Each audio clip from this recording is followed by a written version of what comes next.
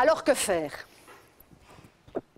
Alors, sur le sujet spécifique de « je parle une autre langue à la maison », la piste prioritaire, c'est quand même bien la réduction des écarts de stimulation langagière précoce. Alors, c'est d'autant plus efficace que c'est précoce, que c'est bienveillant. Donc, il ne s'agit pas de rajouter des exercices pour faire de la stimulation langagière précoce et de stresser les enfants davantage.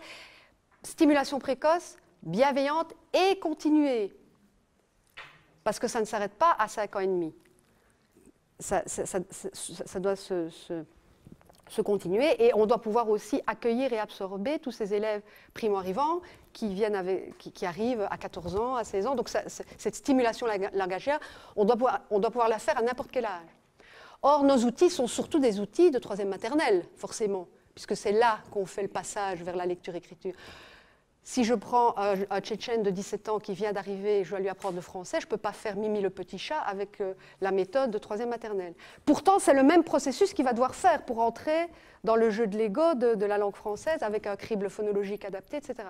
Donc il faut prendre le travail qui est fait en troisième maternelle, mais le refaire avec des supports et des outils adaptés à l'âge des personnes auxquelles on s'adresse. 2 priorités, le crible phonologique, les structures syntaxiques, je l'ai déjà dit, mais surtout, la piste de travail pour moi prioritaire, c'est de travailler notre regard, c'est-à-dire notre compétence, alors interculturelle et interlinguistique.